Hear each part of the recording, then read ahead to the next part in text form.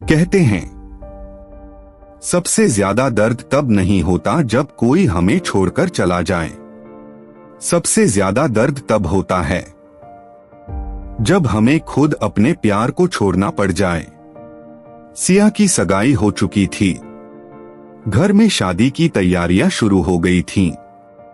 हर तरफ खुशियों का माहौल था, लेकिन उन खुशियों के बीच सिया हर रात रोती थी। उधर अमर की तबीयत लगातार खराब होती जा रही थी। इलाज चल रहा था, लेकिन डॉक्टरों ने साफ कह दिया था अगर तनाव कम नहीं हुआ तो स्थिति और गंभीर हो सकती है।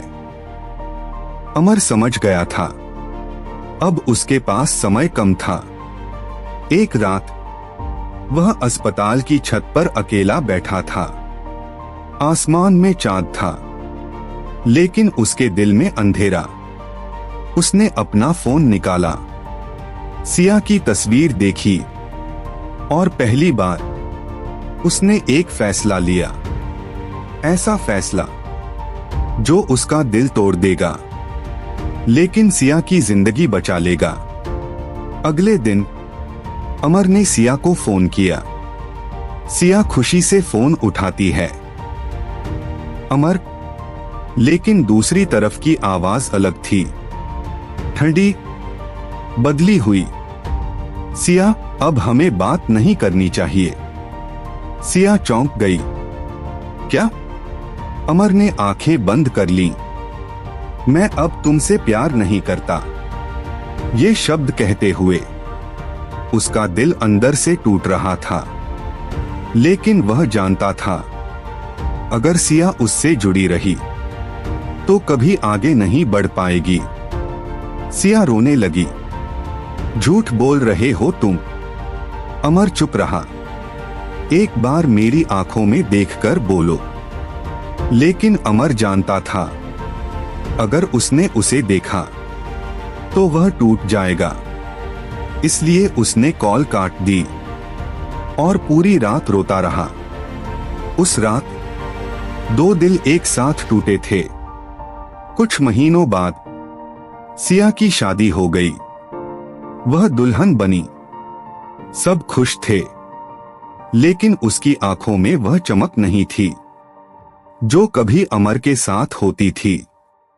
उधर अमर धीरे धीरे दुनिया से दूर होता जा रहा था।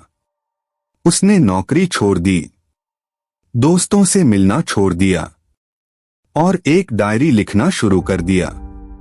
उस डायरी के हर पन्ने पर सिर्फ एक नाम था, सिया।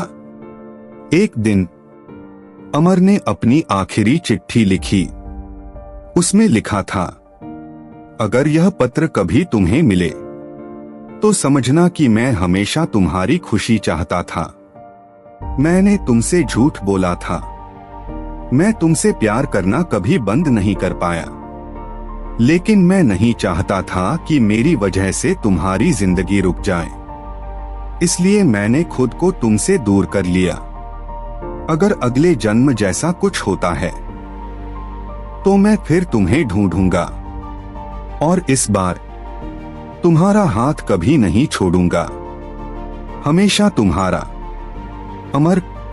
पत्र लिखने के बाद अमर ने डायरी बंद कर दी और खिड़की से आसमान को देखने लगा।